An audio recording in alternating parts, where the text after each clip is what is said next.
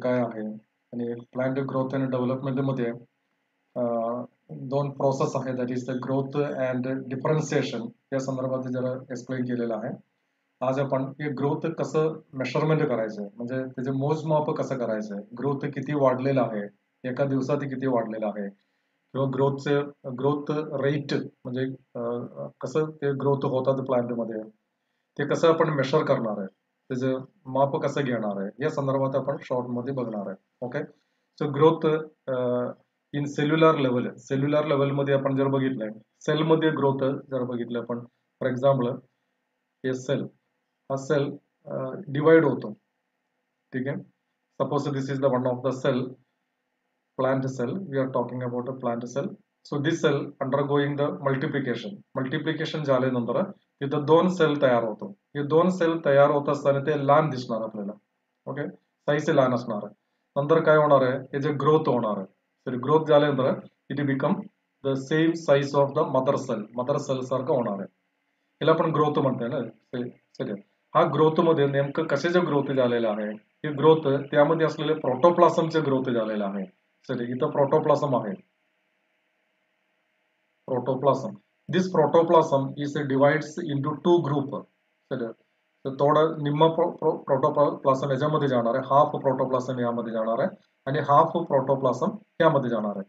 आणि त्यामुळे काय होतं, ही तयार झालेल्या सेलमध्ये प्रोटोप्लाझमचे अमाऊंट कमी असणार आहे, आणि या सेलचे ग्रोथ होतो, आणि ते मदर सेल सारखं तयार होण्यासाठी हे प्रोटोप्लाझम तिथे इन्क्रीज झाले पाहिजे.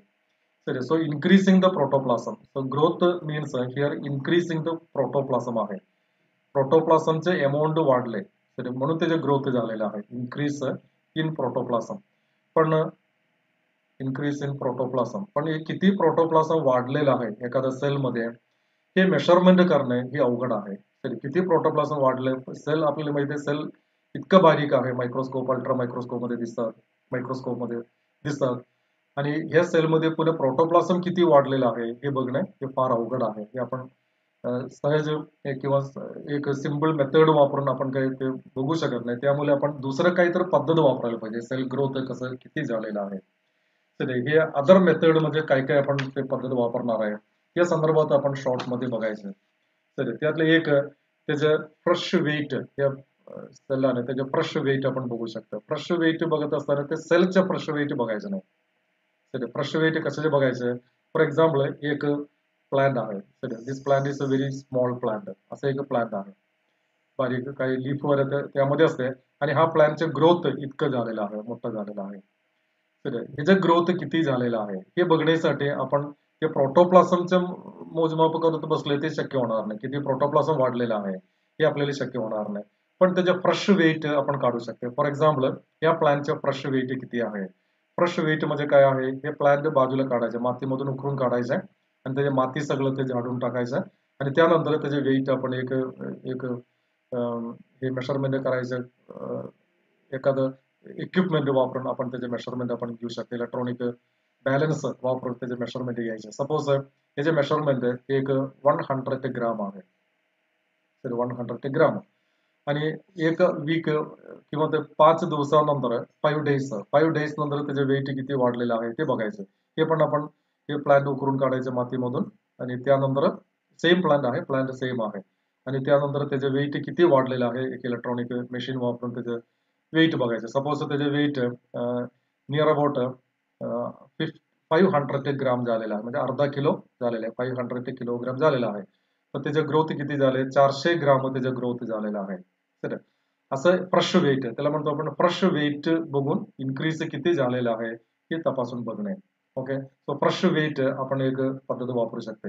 आता दुसरी एक पद्धत वापरणार आहे, त्याचे लेंथ किती वाढलेलं आहे, हे प्लांट आहे त्याचे लेंथ किती वाढलेलं आहे त्यातून सुद्धा आपण सांगू शकतो. याचे लेंथ सपोज हे लेंथ एक 5 सेंटीमीटर आहे, 5 सेंटीमीटर, त्याचं लेंथ एक 2 फूट आहे, म्हणजे किती वाढलेलं आहे हे आपण त्यातून इन्क्रीज किती झालेलं आहे त्यातून आपण लेंथ किती वाढलेलं आहे त्यातून या प्लांटचे ग्रोथ किती झालेलं आहे हे आपण बघू शकतो. ओके, आता थर्ड मेथड आहे त्याचे एरिया, एखादा पार्ट प्लांटचे फॉर एक्झाम्पल लीफ आहे, एखादं लीफ असेल तर ते लीफचे area, suppose this is the leaf, हे लीफ एवढं वाढलेलं आहे, एक 2 दिवसानंतर किंवा 4 दिवसानंतर त्याचे ग्रोथ इतकं झालेलं आहे. आपण सांगू शकता ना ते एरिया किती आहे. सुरुवातीला ते एरिया सपोज त्याचे एरिया 5 सेंटीमीटर स्क्वेअर आहे किंवा 10 सेंटीमीटर स्क्वेअर आहे. हे वाढल्यानंतर त्याचे एरिया 30 सेंटीमीटर स्क्वेअर आहे. म्हणजे एरिया 20 सेंटीमीटर स्क्वेअर एरिया वाढलेला आहे. म्हणजे एरिया सुद्धा वापरता येतं. टोटल प्लांट मध्ये एरिया एरिया बघणे जर डिफिकल्ट आहे. पण एखाद्या पार्ट मध्ये एरिया किती वाढलेला आहे त्यातून आपण सांगू शकतो त्याचं ग्रोथ इतकं झालेलं आहे. तसं एरिया बरोबर आपण व्हॉल्यूम सुद्धा घेऊ शकतात. व्हॉल्यूम फॉर एक्झाम्पल एखादं फ्रूट असेल असं फ्रूट ते फ्रूट एवढं फ्रूट असेल त्याला त्याचे व्हॉल्यूम आपण काढू शकतात. त्याचे व्हॉल्यूम सपोज एक 50 cc आहे. नंतर त्याचे ग्रोथ होणार आहे. ते फ्रूट इतकं मोठं झालेलं आहे. त्याचे व्हॉल्यूम सपोज 100cc आहे. म्हणजे इतकं त्याचे व्हॉल्यूम वाढलेलं आहे. म्हणजे व्हॉल्यूम सुद्धा एक क्रायटेरिया होऊ शकतात. ओके. आणि ड्राय वेट सुद्धा आपण घेऊ शकतो. दुसरं एक आहे ड्राय वेट सुद्धा घेता येते आपल्याला. ड्राय वेट म्हटलं तर ऍक्च्युअली ड्राय वेट मध्ये हे प्लांट आहे त्याला आपण मारणारच आहे. त्याशिवाय ड्राय वेट घेता येत नाही. ड्राय वेट म्हणजे काय आहे, हे प्लांट इथून उकरून काढायचं. सपोज असं 2-3 प्लांट आहे, त्यातले एक प्लांट उकरून काढायचं आणि त्याचं ओव्हन मध्ये ठेवायचं. ओव्हन मध्ये ठेवल्यानंतर ठराविक टेम्परेचर मध्ये ठेवले त्याचे पाणी सगळं निघून जाणार आहे. पाणी गेल्यानंतर त्या याच्यामध्ये किती वेट आहे, नंतर ते ड्राय झाल्यानंतर वेट किती आहे ते वेट आपण बघायचं. मग त्याला आपण ड्राय वेट म्हणतात. आणि त्याच्या बाजूला असलेले दुसरे एक प्लांट आहे त्याचे ग्रोथ इतकं झालेलं आहे. म्हणजे ड्राय केलं तरी हे बाद होणारच आहे. ते प्लांट पुन्हा वापरता येत नाही. म्हणून एकसारखं असलेले 2-3 प्लांट जर असेल तर त्यातले एक प्लांटचं ड्राय वेट काढायचं आहे. नंतर ते प्लांट वाढल्यानंतर त्याचे ड्राय वेट बघायचं. ओव्हन मध्ये ठेवायचे ठराविक टेम्परेचर मध्ये, पाणी निघून जातात. नंतर त्याचे ड्राय वेट बघायचं. हा ड्राय वेट कम्पेअर केल्यानंतर या प्लांटचं ग्रोथ इतकं झालेलं आहे हे आपल्या लक्षात येते. त्यामध्ये ड्राय वेट बघणे या प्लांटला आपण बाद करावा लागणार आहे. बाकीच्या याच्यामध्ये न बाद करता आपण ते बघू शकतो. फ्रेश वेट वगैरे बघू शकतो. So this is the method for measuring the growth of the plant. Okay. आता त्याला काही एक्झाम्पल मी इथं देतो. एक सिंपल एक्झाम्पल जर घेतलंय की एक्झाम्पल मध्ये पुस्तकामध्ये असलेले एक्झाम्पल घेऊ आपण. एक्झाम्पल सर त्यामध्ये एक मेज रूट अपेकल मेरिस्टमचे एक example. Single maize root apex. Single maize म्हणजे मका. Maize root apex. Root apex त्याचे ग्रोथ किती झाले, किती होतात हे आपण बघायचं. This is the growth. हे सिंगल मेज रूटचं ग्रोथ आहे नियर अबाउट 1,700 न्यू सेल्स, नवीन सेल्स हे तयार करतो. किती तासानं? New cells per hour. New cells per hour एका तासामध्ये हे मेज रूट अपेक्स मध्ये 1,07,500 न्यू सेल्स तयार होतो एका तासामध्ये. म्हणजे त्याचे ग्रोथ झालं. सुरुवातीला जर 500 किंवा 5,000 जर असेल तर ते 5,000 मधून या रूट अपेक्स मध्ये एवढं सेल तयार झालं एका तासामध्ये. म्हणजे एका दिवसामध्ये किती होईल, एका महिन्यामध्ये किती होईल असं आपण काढू शकते. ते नीट मध्ये विचारणारे लक्षात ठेवायचं. ओके. आता दुसरे एक एक्झाम्पल घेतलंय. हे नंबर झालंय. ओके. सिंगल मेज मध्ये एवढं वाढलेलं आहे. म्हणजे इथं आपण क्रायटेरिया काय वापरलंय, increase in the number of the cell. Increase in number of cell. इथं नंबर वापरलेला आहे. तसं आपण दुसरं एक एक्झाम्पल जर घेतलंय नंबर 2, दुसरं एक एक्झाम्पल घ्या. दॅट इज ते वॉटरमेलन. वॉटरमेलन मध्ये कलिंगड. वॉटरमेलन हे वॉटरमेलन मध्ये इन्क्रीज इन द साईज आपण बघायचं. साईज वॉटरमेलन मध्ये सुरुवातीला जे फ्रूट आहे वॉटर कलिंगड म्हणतो पण एवढं असेल तर त्याची साईज इतकं मोठं वाटतं. मग त्यावेळी त्याचं रेट कसं आहे ते बघायचं. नियर अबाउट 3,50,000 टाइम्स म्हणजे एवढं पट्टीनं ते वाढणार आहे. एवढं असेल तर 3,50,000 टाइम्स त्याचे साईज इन्क्रीज होणार आहे. म्हणजे इथं आपण काय बघितलंय, इन्क्रीज इन द साईज बघितलेलं आहे. इन्क्रीज इन साईज त्यासाठी एक एक एक्झाम्पल दिलेलं आहे. Increase in size. अजून एक example increase in the length साठी सुद्धा एक एक्झाम्पल आपण घेऊ. आपण फॉर एक्झाम्पल पॉलन ट्यूब. आपण अभ्यास केलेले पॉलन ट्यूब रिप्रोडक्शन मध्ये पॉलन ट्यूब. हे पॉलन ट्यूबचं लेंथ कसं वाढतात. पॉलन ट्यूब माहिती नाही का, हे स्टिग्मा आहे, स्टिग्मा मध्ये दिस इज द स्टाईल स्टाईल, आणि इथं ओव्हरी आहे, हे ओव्हर. इथे ऍक्च्युअली पॉलन ग्रेन्स इथे येऊन पडलेलं आहे. हे पॉलन ग्रेन्स त्याचे पॉलन ट्यूब तयार करतो आणि पॉलन ट्यूबचे ग्रोथ असं होतो. हे ग्रोथ होऊन शेवटी ते ओव्हरीमध्ये किंवा ते एग कुठं आहे तिथपर्यंत ते पोहोचणार आहे. ओके, मग त्याचं इथे ऍक्च्युअली लेंथ वाढलेलं आहे. हे लेंथ किती वाढलेलं आहे ते सुद्धा आपण बघू शकता. इन्क्रीज आहे. सो पॉलन ट्यूब मध्ये increase in length, increase in length. Okay, length म्हणजे आपण ग्रोथ कसं बघू शकतो. ग्रोथ एकतरी फ्रेश वेट काढायचं, लेंथ वाढलेलं बघू शकतो आपण, एरिया वाढलेले बघू शकतो आपण, आणि व्हॉल्यूम किती वाढलेलं आहे ते बघू शकतो आपण. त्याला एक्झाम्पल घेतलेले मेज मध्ये नंबर किती, सेल्स किती वाढलेले ते एक एक्झाम्पल दिलेलं आहे. वॉटर मेलन मध्ये त्याचं टोटल साईज किती वाढलेलं आहे, ऍक्च्युअली ते व्हॉल्यूम आहे. हे साईज म्हटलं तर नाही, तिथं व्हॉल्यूम किती वाढलेलं आहे ते आपण बघितलेलं आहे. आणि पॉलन ट्यूब मध्ये मात्र त्याचं लेंथ किती वाढलेलं आहे. असं आपण हे क्रायटेरिया वापरून आपण ग्रोथ रेट एखादा प्लॅन किंवा प्लॅनचं पार्ट त्याचं ग्रोथ रेट आपण बघू शकतो. ओके, आता आपण बघायचं या ग्रोथचे काही इतर प्रॉपर्टी. फेस ऑफ ग्रोथ म्हणून एक पार्ट आहे, ते त्याच्या संदर्भात आपण बघूया. हे ग्रोथ पटकन होणार आहे का किंवा काही स्टेप वापरून ते होणार आहे का, what are the different steps हे बघायचं आपण. That is the phases of growth. Phases म्हणजे stages, phases of growth.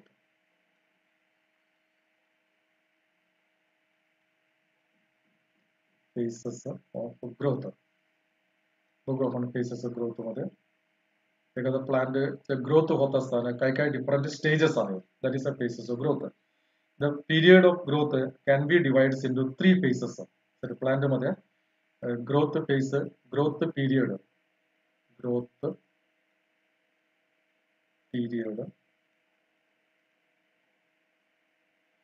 can be divided into 3 phases. 3 phases मध्ये आपण डिवाइड करू शकतो. त्यातले एक phase that is known as the meristematic phase.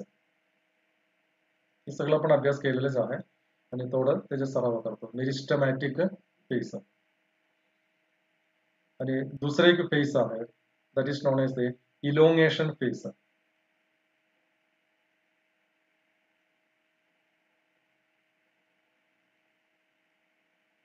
Elongation phase. तर मेरिस्टेमॅटिक फेज, इलोंगेशन फेज, आणि third आहे मॅच्युरेशन फेज.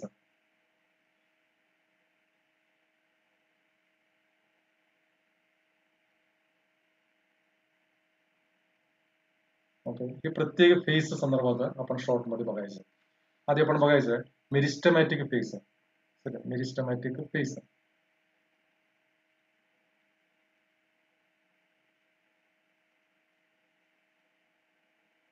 ओके, मेरिस्टेमॅटिक फेज सांगण्याच्या अगोदर मेरिस्टेमॅटिक टिश्यू कुठं असते हे आपण आधी बघायचं. आपले माहित असलेले पॉईंट आहे. प्लांट मध्ये मेरिस्टेमॅटिक टिश्यू त्याचे शूट अपेक्स आणि रूट अपेक्स मध्ये असणार आहे. बरोबर आहे. रूट अपेक्स आणि शूट अपेक्स तिथं मेरिस्टेमॅटिक टिश्यू असणार आहे. शूट अपेक्स मध्ये मेरिस्टेमॅटिक टिश्यू आहे.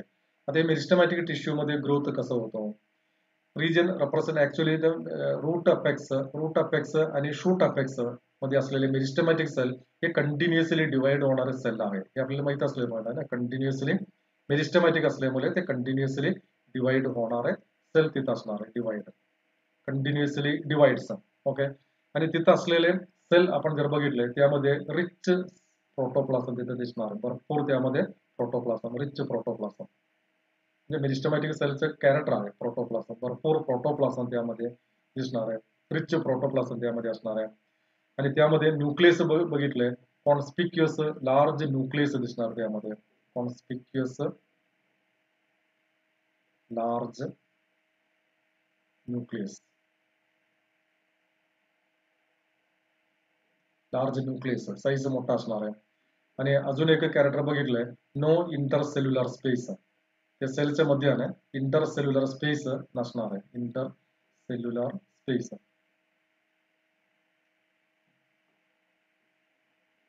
इंटरसेल्युलर स्पेस ऍबसेंट आहे. आणखीन कॅरेक्टर बघितलंय, it is cells are thin walled. सेल्स are thin walled.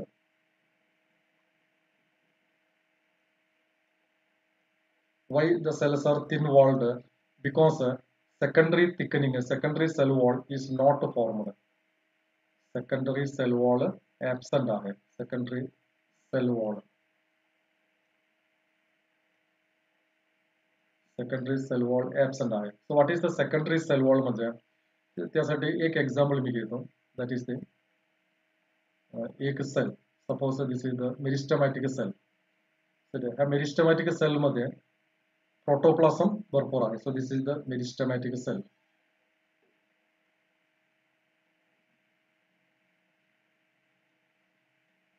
मेरिस्टेमॅटिक सेल आहे, त्यामध्ये प्रोटोप्लाझम भरपूर आहे आणि त्यामध्ये थोडासा फुगल्यासारखं दिसतंय आपल्याला.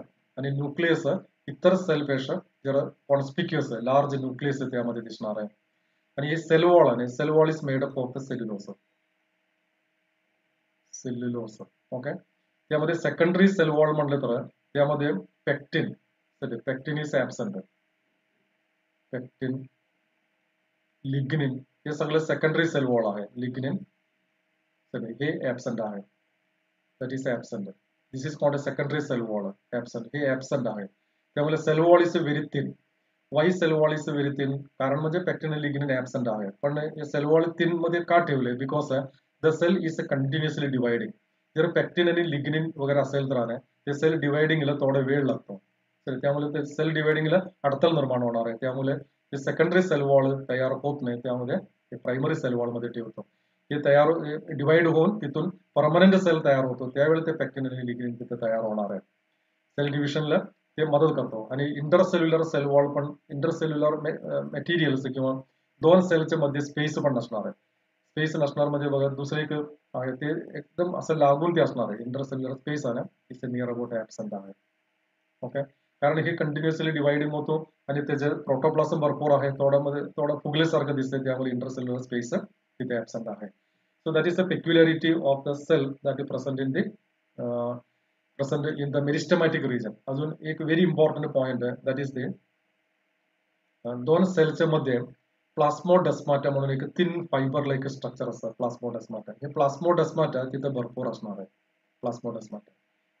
आता हा एक सेल आहे आणि दुसरं एक सेल आपण घेतलंय, अजून एक सेल जर घेतले, कॉम्पॅक्टली अरेंजमेंट आहे आणि तिथं सुद्धा तुम्हाला हे प्लास्मोडेस्माटा आणि प्लास्मोडेस्माटा असं पसरलेले दिसते आपल्याला. प्लास्मोडेस्माटा हे कंडक्शनसाठी आहे, कम्युनिकेशनसाठी आहे. So the abundant plasmodesmata connection. This is known as the plasmodesmata. So this is the plasmodesmata.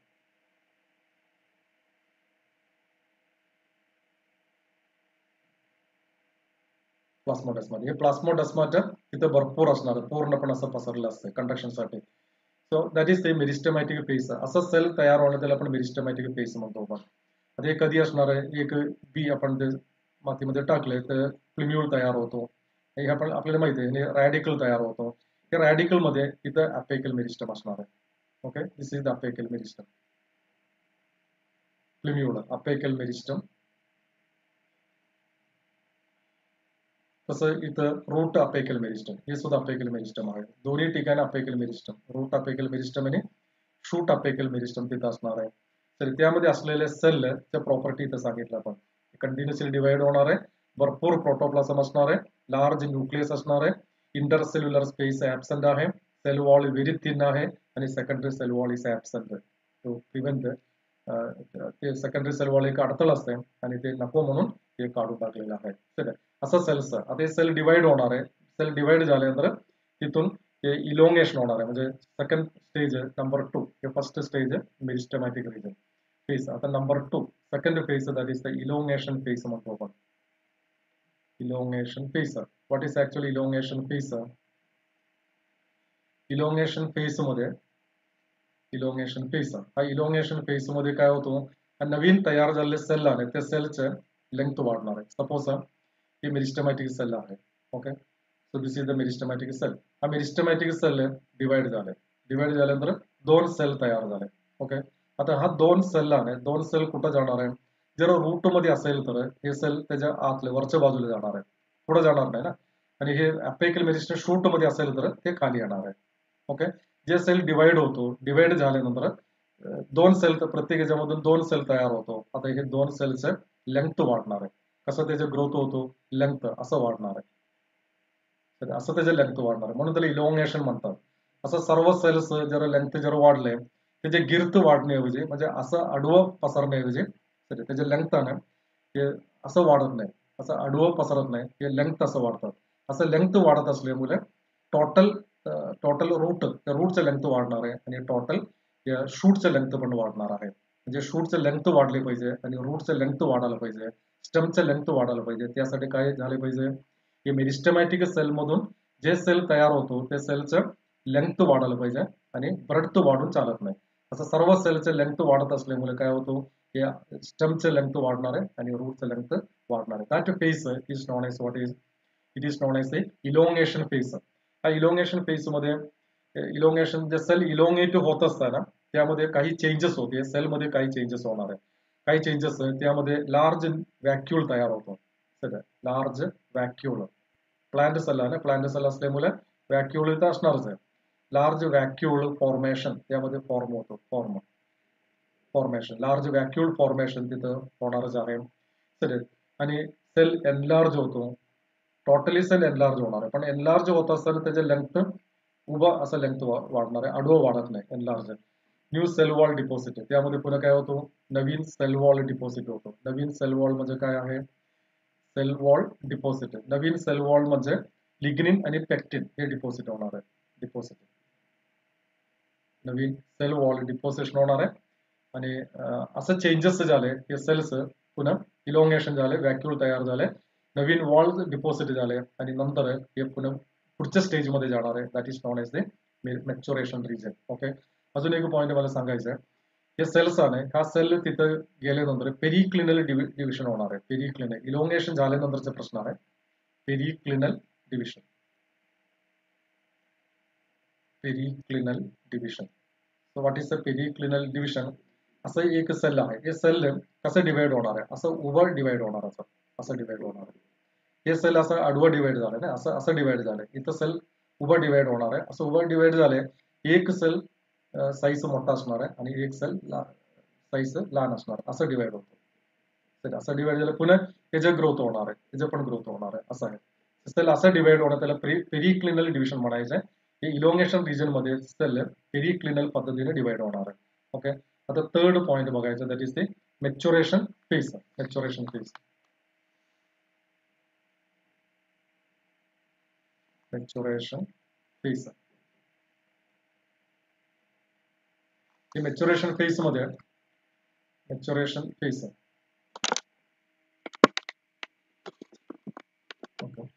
Maturation phase. Maturation phase मध्ये नेमकं काय होतं बघायचं. तर रिजन ऍक्च्युली कुठं असतं ते रिजन आपण हे पण बघायचंय. मेरिस्टेमॅटिक फेज किंवा मेरिस्टेमॅटिक सेल्स संपले इलोंगेशन. इलोंगेशन कुठं असणार? Elongation present region present proximal to the apical meristem. हे अपेकल मेरिस्टमचं अपेकल मेरिस्टम एवढं घेतलंय. This is the proximal end. याला प्रॉक्सिमल एंड म्हणायचं आपण. प्रॉक्सिमल एंड याला काय म्हणायचं? डिस्टल एंड म्हणायचं. तर हे कन्फ्युजिंग होतो. आपण डिस्टल एंड म्हणलं तर शेवटचे एंड असं धरतंय आणि प्रॉक्सिमल एंड म्हणजे सुरुवातीचा एंड. आणि हे अपेकल मेरिस्टमचे हा सुरुवातीचा एंड आहे, प्रॉक्सिमल मेरिस्टम आहे आणि हे डिस्टल आहे. त्यामुळे हे फेस इलोंगेशन फेस आहे that is present on the proximal part of the meristematic. मेरिस्टमॅटिकचे प्रॉक्सिमल पार्ट मध्ये असतात. हे सुद्धा इथे लिहायचं. Proximal part it present in the proximal of meristematic. मेरिस्टमॅटिकचे प्रॉक्सिमल पार्ट मध्ये ते असतात. Meristematic phase. आता मॅच्युरेशन फेज आहे. हे मॅच्युरेशन फेज सुद्धा मॅच्युरेशन फेज कुठं असणार? मॅच्युरेशन फेज हे इलोंगेशन फेज. इथपर्यंत इलोंगेशन फेज आहे. हे इलोंगेशन फेजचे हे प्रॉक्सिमल एंड हे डिस्टल एंड आहे. म्हणजे हे maturation phase that is present on the proximal part of the elongation phase. तर असं जर रूट आपण घेतले, रूट जर घेतले, this is the root meristematic region. हे मेरिस्टमॅटिक रिजन आहे. त्याचे प्रॉक्सिमल एंड हा प्रॉक्सिमल एंड मध्ये इलोंगेशन रिजन आहे आणि इलोंगेशन रिजनचे प्रॉक्सिमल एंड मध्ये मॅच्युरेशन रिजन आहे. मॅच्युरेशन हे असं लक्षात ठेवायचे, पण नीटला विचारणार आहे. Elongation this is the elongation आणि हे मेरिस्टमॅटिक. मेरिस्टमॅटिक म्हणजे मेरिस्टमॅटिकचे प्रॉक्सिमल एंड मध्ये इलोंगेशनच्या प्रॉक्सिमल एंड मध्ये मॅच्युरेशन. इथे सुद्धा present at proximal end of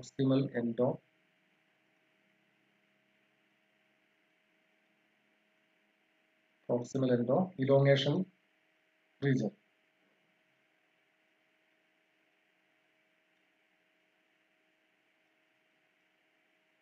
elongation रिजनचे प्रॉक्सिमल एंड मध्ये ते दिसणार आहे. हा एक पॉइंट आहे.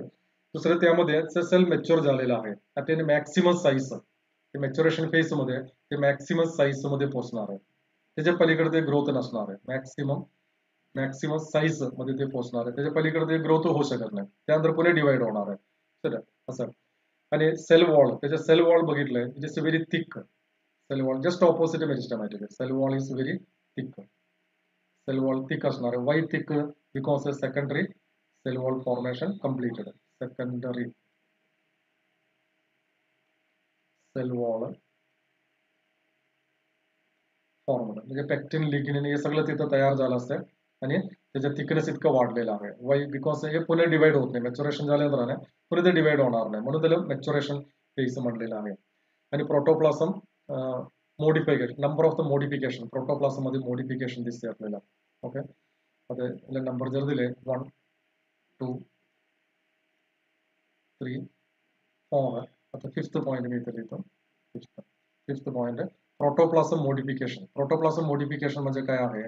प्रोटोप्लाझम मोडिफिकेशन मीन्स त्यामध्ये डिफरंट टाईप सेल ऑर्गनेल तयार होतो. प्रोटोप्लाझमिक मोडिफिकेशन आणि एक मोडिफिकेशन तिथं होतो. तिथं endoplasmic reticulum, ribosome, Golgi body, lysosome हे सर्व स्ट्रक्चर तिथं तयार होतो.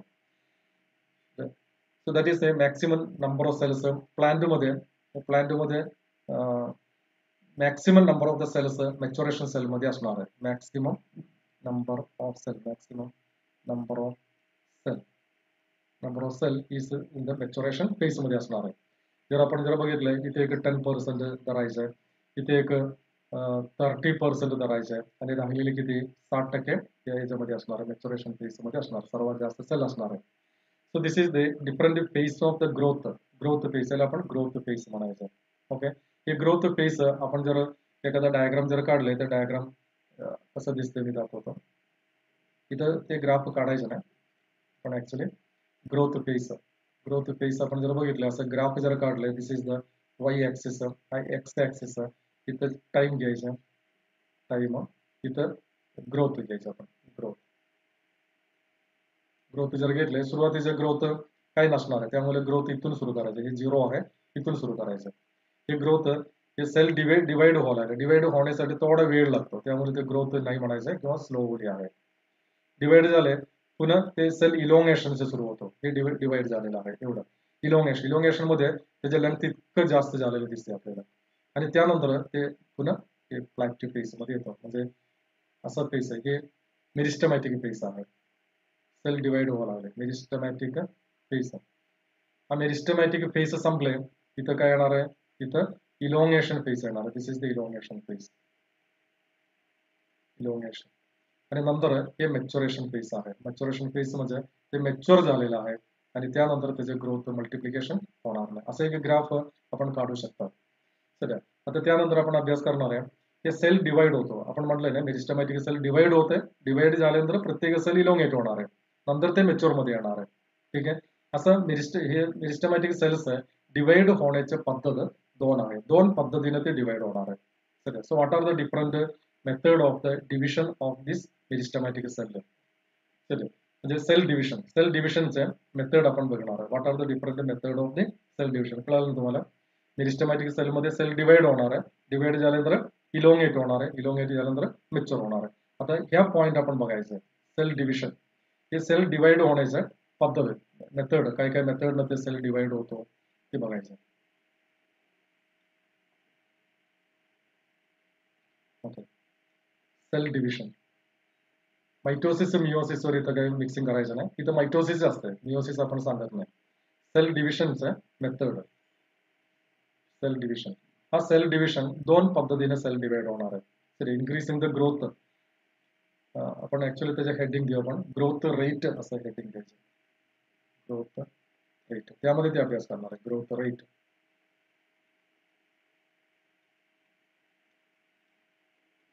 ग्रोथ रेट म्हणजे पर्टिक्युलर युनिट टाइम मध्ये किती त्याचं हाईट वाढलेलं आहे ठीक आहे. That is not S a growth rate. So increased growth per unit time increasing growth rate definition increase in growth per unit time is called growth rate.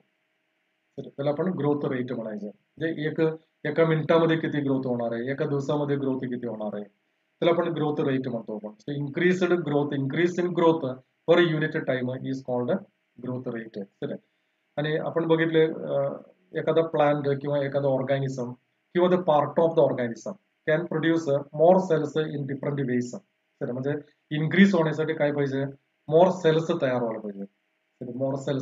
More cells तयार होण्यासाठी sale divide झाले पाहिजे. Sale division मायटोसिसला sale divide व्हायला पाहिजे. हे मायटोसिसला sale division कसं होतो हे दोन पद्धतीने आहे. There are two methods, two ways of the cell division. Two ways. So what are the two ways? त्यातले एक अरिथमॅटिक ग्रोथ म्हणून एक ग्रोथ आहे. सेल डिवाइड होणार आहे, मोर सेल तयार होणार आहे बाय सेल डिव्हिजन. आणि हे सेल डिवाइड होऊन ग्रोथ दोन पद्धतीने आहे. That is arithmetic growth. Arithmetic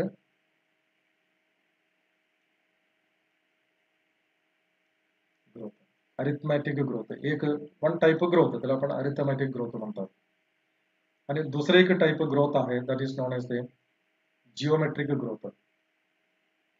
geometric growth. हे दोन्ही ग्रोथ मध्ये काय डिफरन्स आहे ते बघायचं आपण. Geometric growth, arithmetic growth and geometric growth.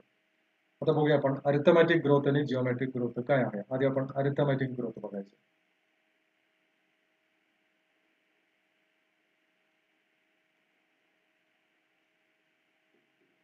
Arithmetic growth. Arithmetic growth मध्ये काय होतं, सेल डिवाइड्स. मायटोसिस हे लक्षात ठेवायचे, मायटोसिस जे होणार आहे, मिओसिस तिथं होत नाही. ओके. तर मायटोसिस होत असताना तिथं कोणत्या पद्धतीने मायटोसिस होणार आहे ते आपण बघणार आहे. ओके. सो अरिथमॅटिक ग्रोथ मध्ये only one cell will divide. Arithmetic growth मध्ये only one cell will divide. Only one cell divide continuously. हे सांगतो काय आहे कंटिन्युअसली. while other cell आहे दुसरा sale, while other cell differentiate become mature. differentiated and become mature. ते mature दुसरा cell mature होणार आहे. असं का म्हणलंय, आणि असा टाइप ग्रोथ आहे which is seen in the root elongation region मध्ये दिसते. Root elongation example root elongation मध्ये दिसतात.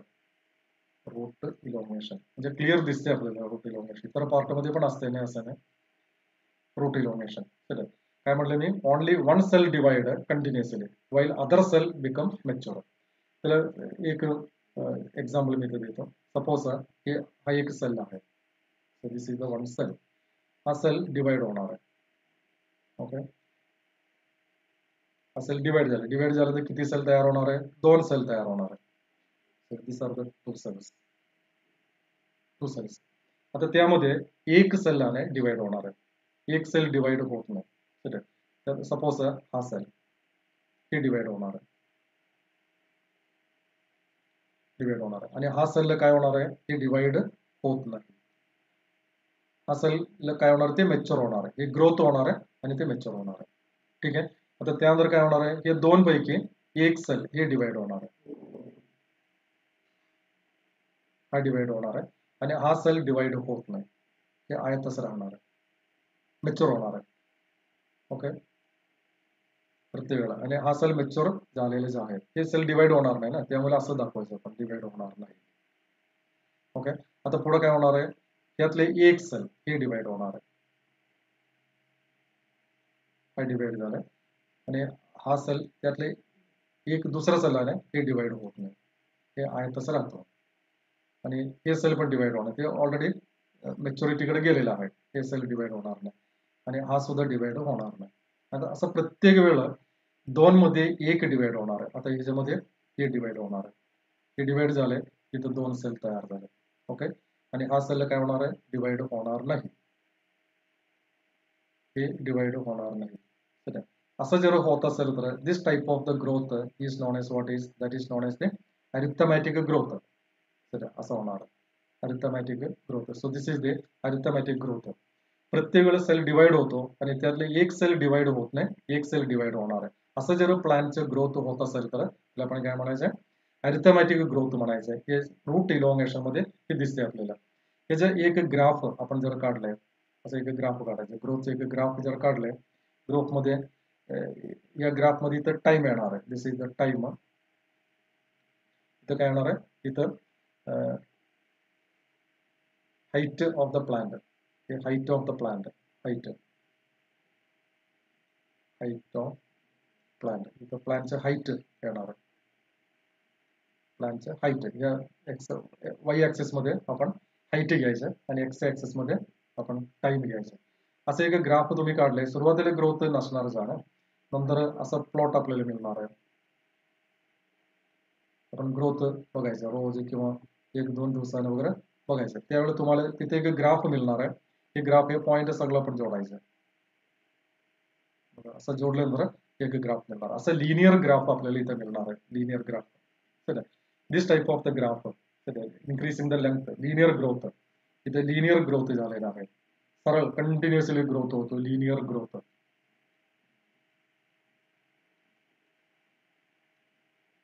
Linear growth against time, against length, linear growth होतो तिथे. तसंच आपण लिनियर ग्रोथ. आता दुसरं एक ग्रोथ आणि जिओमेट्रिकल ग्रोथ आहे, हे जिओमेट्रिकल ग्रोथ पण आपण बघू शकतो. आणि त्याच्या आधी एक फॉर्म्युला देतो, हे अरिथमॅटिक ग्रोथ काढण्यासाठी एक फॉर्म्युला आहे, हे ग्राफ मधून तयार केलेले एक फॉर्म्युला आहे. ते फॉर्म्युला असा आहे, ठीक आहे, ते फॉर्म्युला इथे लिहितो मी. ते फॉर्म्युला पाठांतर करायचं, नीट मध्ये विचारणार फॉर्म्युला कशासाठी, अरिथमॅटिक ग्रोथ काढण्यासाठी फॉर्म्युला. हे फॉर्म्युला असा आहे, that is LT, capital L small t is equal to L0 plus RT plus RT. Okay, त्यातले LT म्हणजे काय आहे, LT means growth after length of the time, length at a time T, जे किती तास वापरले ते ग्रोथ साठी, लेंथ ॲट टाइम T म्हणजे 1 तासानंतर ग्रोथ किती झालेला आहे. तर आपण जर 10 वाजता सकाळी 8 वाजता ठेवले आणि 10 वाजता त्याची ग्रोथ बघायला लागले, म्हणजे 10 o'clock हे LT येणार आहे, time, length at time T, time T. हे सेकंड होऊ शकते किंवा मिनिट, आपल्या मर्जीप्रमाणे. आणि L0 म्हणजे L0 म्हणजे सुरुवातीला किती होतं, म्हणजे 8 वाजता आपण एक्सपेरिमेंट सुरू झाले, 8 AM ला एक्सपेरिमेंट सुरू केले आणि रात्री 12 वाजता हे थांबलेलं आहे. 12 AM मध्ये हे थांबलेलं आहे. मग त्यावेळेला त्याच्यामध्ये सुरुवातीला 8 AM म्हणजे हे L0 येणार आहे आणि 12 AM म्हणजे काय येणार आहे, हे LT येणार आहे. Okay, so this is the length at time 0. तिथून आपण सुरुवात केलं ना, लेंथ ॲट टाइम 0, टाइम 0 म्हणजे 8 वाजता सुरू केलं ते 8:0 येणार आहे. आणि 12 वाजता आपण बघतो किती लेंथ वाढलेला आहे, म्हणजे टी म्हणजे याच्यामधले ते टाइम 4 तास, 4 तास नाही, 8 AM म्हटलं तर पुन्हा 12 नंतर पुन्हा 12 असं येणार आहे, रात्रीचं येणार आहे. एवढ्या वेळमध्ये ते किती झालेलं आहे. Okay, then R, what is R, R means growth rate, त्याला आपण ग्रोथ रेट म्हणायचं. हे ग्रोथ रेट आपण काढायचं, growth rate, growth rate, or it is known as the elongation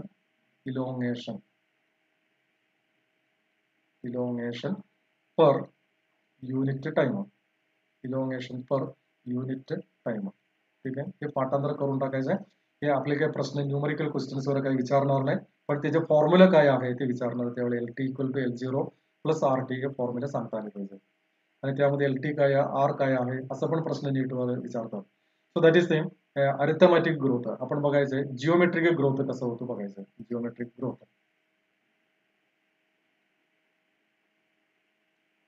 okay, number 2, geometric growth.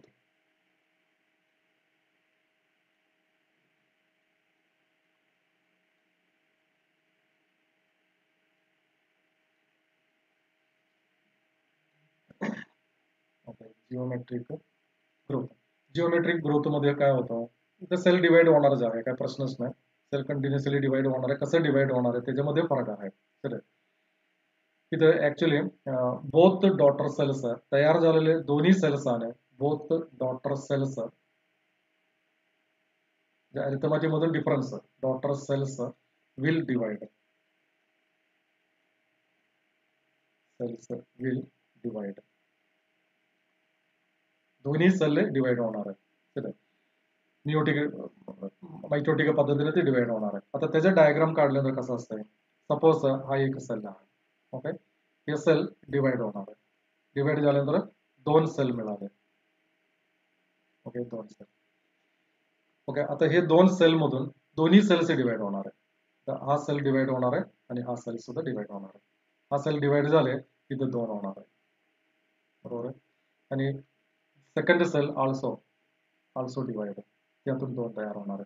आता काय होणार आहे, यातून डिवाइड होणार ना, हे पण डिवाइड होणार आहे, हे पण डिवाइड होणार आहे, हा डिवाइड होणार आहे आणि हा पण डिवाइड होणार आहे. त्यामुळे इथं टोटल सेल आपण बघितलंय, इथं दोन दोन काढण्याऐवजी टोटल सेल बघायचं आपण. टोटल सेल किती होणार आहे, ह्यातून चार होणार आहे, ह्यातून चार होणार आहे, म्हणजे 8, 1 2 3 4 5 6 7 8, टोटल 8 सेल तयार झाले, ओके. आणि त्यानंतर काय होणार आहे, हे सगळं डिवाइड होणार आहे, हे डिवाइड होणार आहे, हा डिवाइड होणार आहे, हा पण डिवाइड होणार आहे. प्रत्येक सेल त्या 8 मध्ये असलेले प्रत्येक सेल डिवाइड होतो, म्हणजे टोटल किती होणार आहे, 16 सेल्स होणार आहे.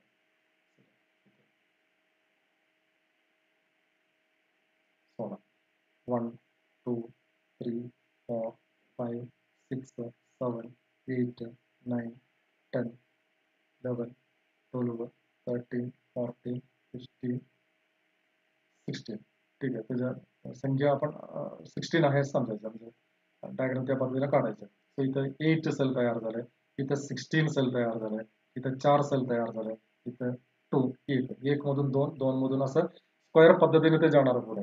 तर असं पुढे जाणे या पद्धतीचे जे ग्रोथ होतो त्याला काय म्हणायचं आपण, जिओमेट्रिक ग्रोथ म्हणायचं. पण अडचण काय होतो, इथं फूड सप्लाय केले पाहिजे, कंटिन्युअसली फूड सप्लाय करायला पाहिजे.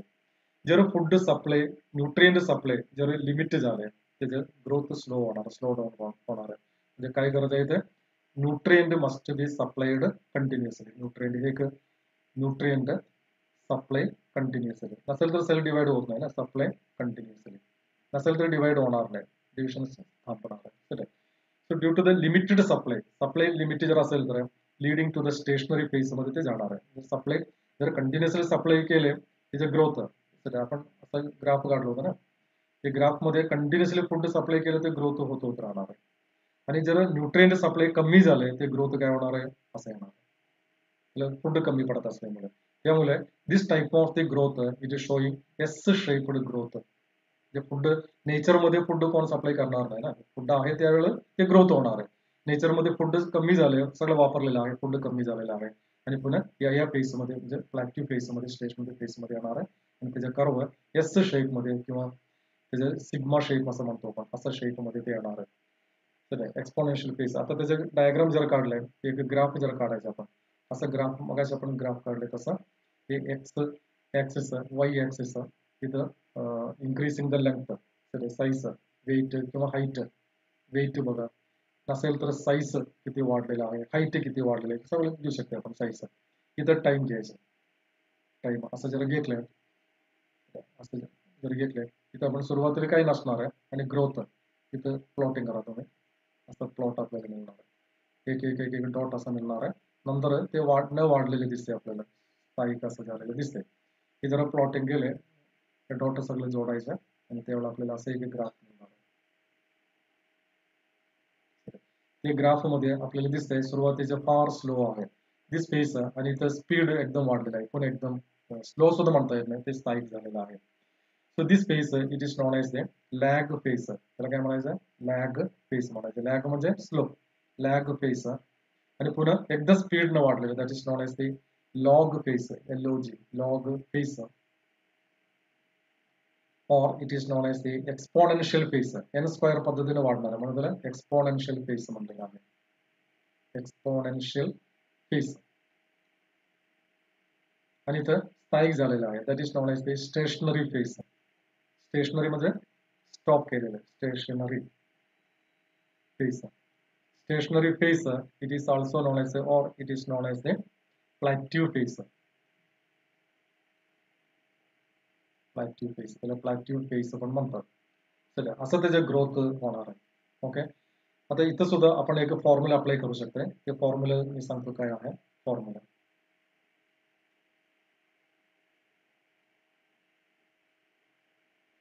ते फॉर्म्युला असं आहे, W1 आपण इथे वेट क्रायटेरिया म्हणून घेतात. W1 is equal to W0 E exponential RT raised to RT. त्यातले W1 म्हणजे काय आहे? W1 मीन्स फायनल साईज, जे किती साईज 2 तासानंतर किंवा 10 तासानंतर किंवा 1 दिवसानंतर किती वाढलेला आहे, फायनल साईज, शेवटचे साईज. आणि W0 काय असेल? इनिशियल, सुरुवातीला आपण किती साईज होते ते initial size, that is known as the initial size.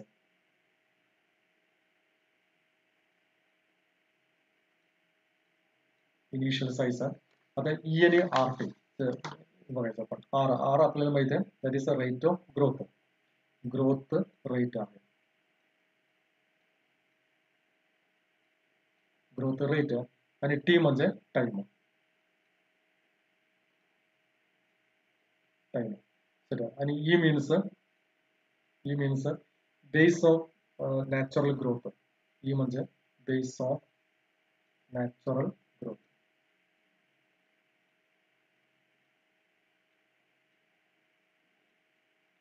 Base of natural growth हे एक पाठांतर करून टाकायचं. न्यूमरिकल प्रश्न काही विचारणार नाही आपल्याला. तर here R is relative growth. हे आर म्हणतो ना आपण, it is known as the relative growth. R is the actually relative growth आहे.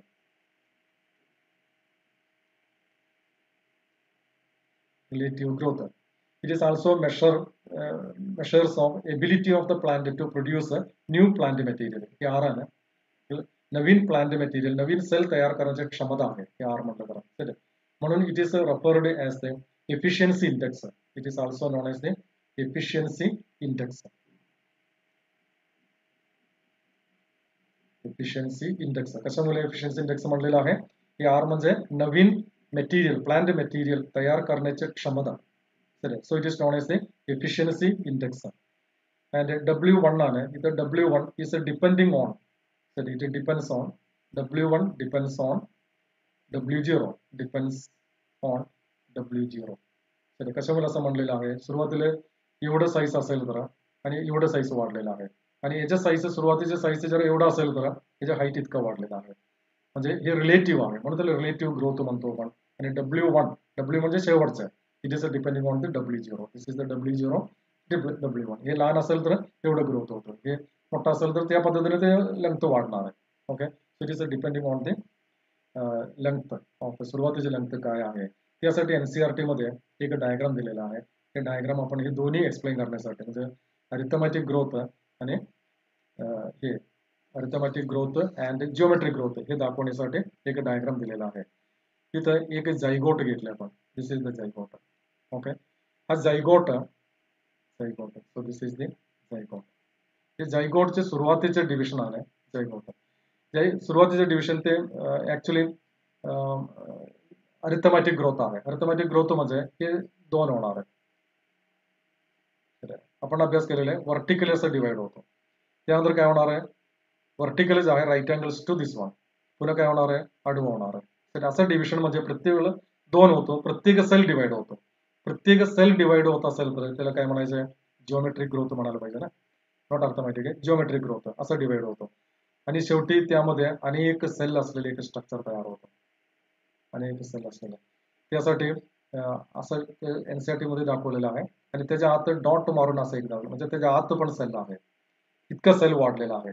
This growth is known as what is, सर्व सेल डिवाइड होत आहे ना, दोन्ही सेल डिवाइड होणार आहे. So it is known as the geometric growth. Geometric growth. त्यानंतर काय होतो? हे अरिथमॅटिक ग्रोथ मध्ये जाणार आहे. अरिथमॅटिक ग्रोथ म्हणजे एक सेल डिवाइड होणार आहे आणि एक सेल डिवाइड होत नाही, असं ग्रोथ मध्ये ते जाणार आहे.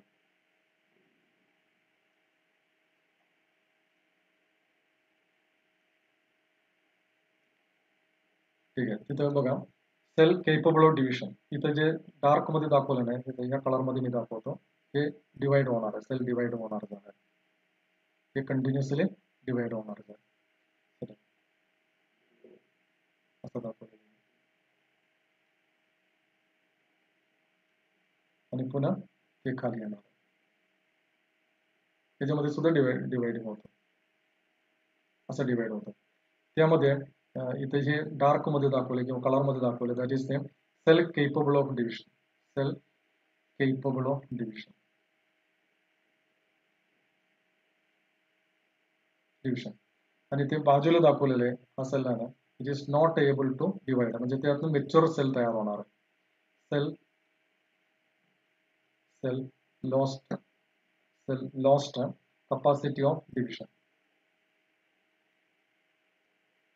capacity of division. So that is the two different type of the growth. दोन्ही ग्रोथ आपल्याला हे जायगोट डेव्हलपमेंट मध्ये दिसतात, प्लांट आणि अॅनिमल मध्ये.